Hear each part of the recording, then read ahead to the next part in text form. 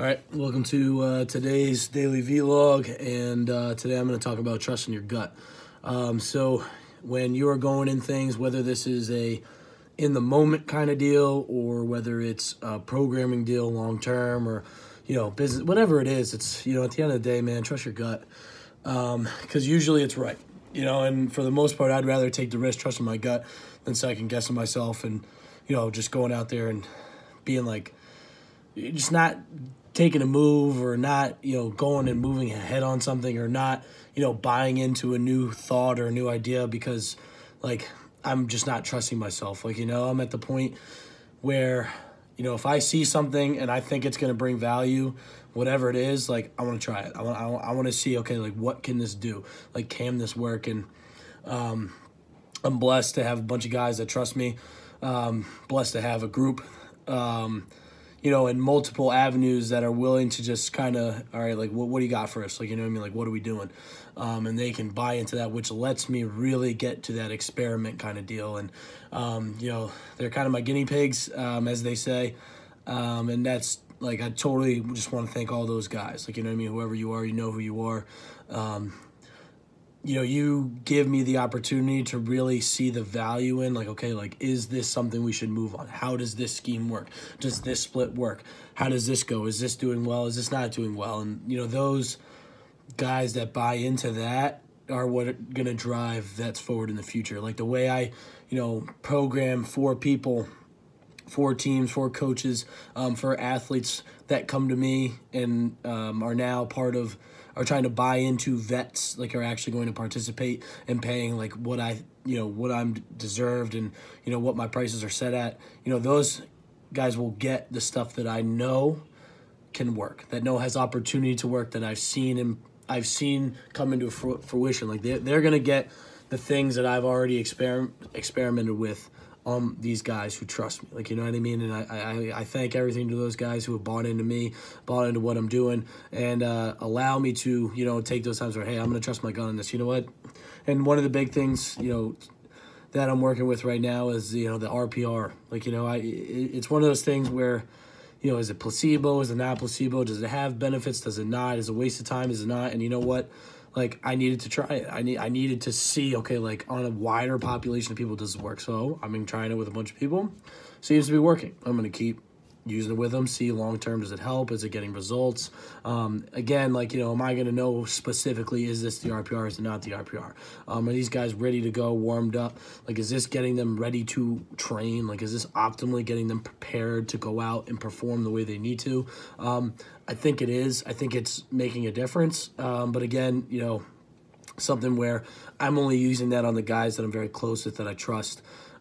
People that have, again, bought into me, bought into what I'm doing. And I'm seeing some good results, even with some people who are recent into, working with me in programming, in the sense of, it's especially, some two specific people who have kind of had some knee problems, patellar tendon problems. And I'm not saying the RPR is the whole deal, but I think just emphasizing motor patterning in general and, having some, teaching and cueing up certain ways to squat, stabilizing the foot, and just slowly kind of building on some progress.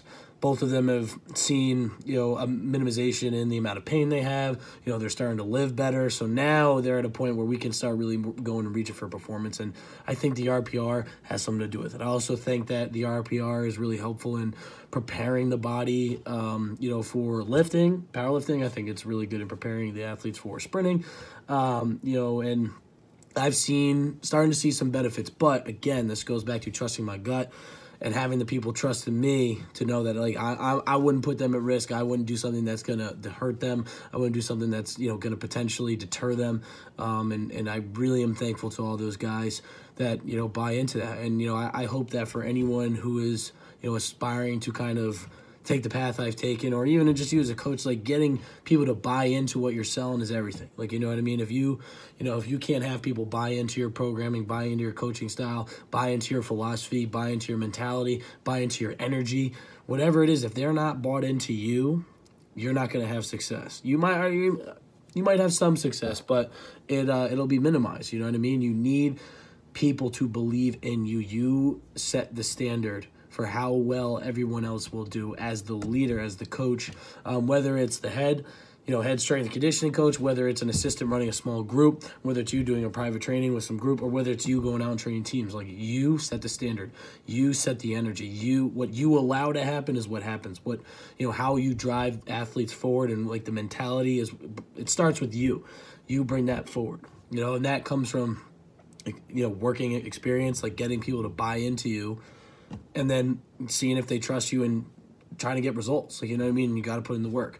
And that, again, comes from trusting your gut. Like, it's coming a lot back to, I also want to say that this isn't me just, randomly trusting my gut to do whatever. No, it's with the understanding that I've prepared myself. I've done my research. I've, checked my basis. Like, I've talked to people, especially with the RPR, it's like, it took me like 5 or 6 months to really buy into it, to talk to other coaches that I know, get some information from some of their certification courses. Not saying that like I'm totally 100% like knowledgeable on it, and I'm not, and that's why I wouldn't give it to I really wouldn't give it to a large mass of people that are paying, like, because I don't know yet.